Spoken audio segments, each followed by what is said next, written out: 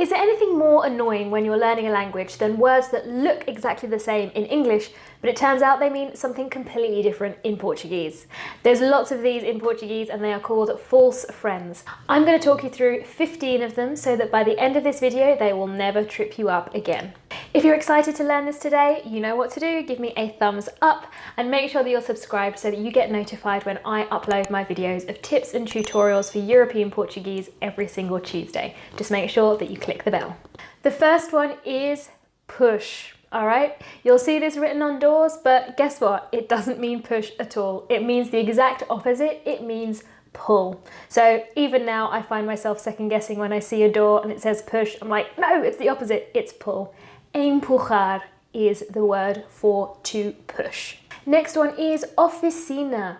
It would be logical to think that this meant the office, but actually this means a garage or a workshop. So for example, somewhere where you would take your car to get fixed. Your office where you go and work in the daytime is called your escritório. So don't get those two confused. Number 3 is the word sensível. So usually in Portuguese, if a word ends in VEL, we can replace it with BLE and get the English word. For example, horrível, horrible.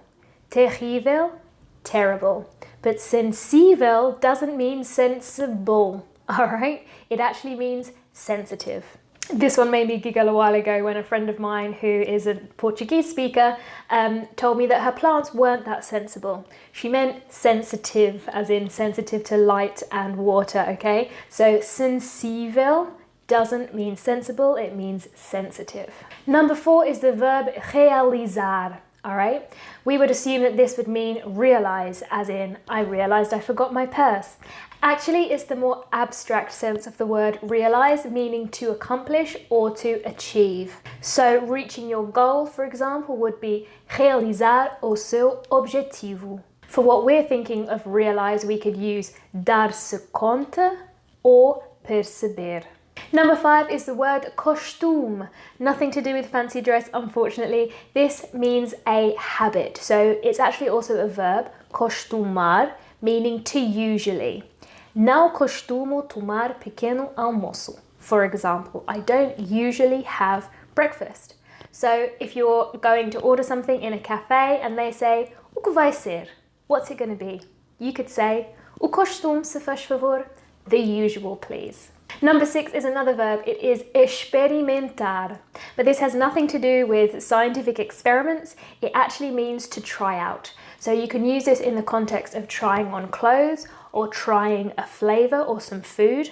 So if you were at the ice cream shop and you wanted to have a cheeky taste of the flavor before you chose the ice cream you were going to buy, you could say, posso experimentar o gelado de brigadeiro, for example. Can I please try the brigadeiro ice cream? Number 7 is the word exposição. So again, with logic, we can usually replace words in Portuguese that end in são with shin. For example, estação, station. All right, but it doesn't really work here. It actually means exhibition. So again, I've heard Portuguese saying this the other way around incorrectly, where they'll say, it was a really nice exposition. But what they mean was it was a really nice exhibition. So something where you would see artwork, for example. Have you ever been in any embarrassing situations where you've used a false friend thinking that you knew what it meant and actually it means something completely different in Portuguese? Let me know in the comments. I've got plenty of stories of my own to share as well. Number 8, êxito. You'd be forgiven thinking that this means exit. Would make sense. But actually, the exit is the saída from the verb sair, to leave. Êxito means success. So I could say, for example, o ator teve muito êxito no Brasil. The actor was really successful in Brazil. Number 9 is esquisito. This is one of my favorite words. You would think that it means exquisite. That would be pretty similar to what it looks like in English. However, this actually means weird or even awkward, okay? So it's a really good word to know. Number 10 is another verb, pretender. We would think that this means to pretend. So, for example, ele pretende ser astronauta. He is pretending to be an astronaut. Incorrect. It means he intends to be a astronaut, all right? Pretend is actually the verb fingir. Number 11 is the word particular. Now, this can mean particular, liking something in particular, but it also has another meaning, which means private, okay? So if you are asking for aulas particulares, you're asking for private lessons, nothing to do with particular lessons. Number 12, exploração. Just like we said earlier, we should be able to put shun on the end of this word to replace the sal and get the English word exploration. So we would think it means exploring.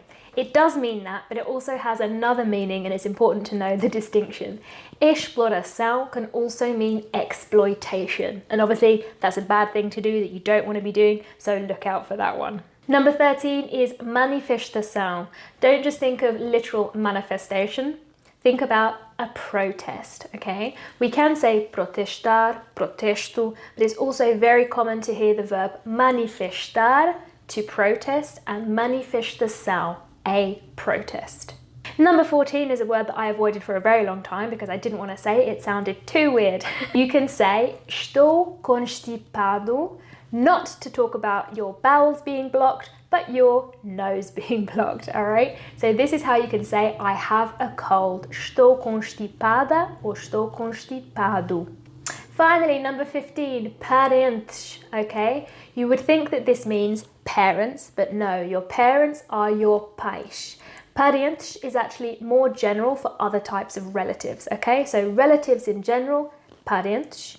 Your parents are your pais. That's all from me. I hope this helped again today. Don't forget, I will be back next week with more tips and tutorials to improve your European Portuguese, helping you get more confident and conversational. So make sure you're subscribed so that you don't miss an episode. Ciao for now, pessoal!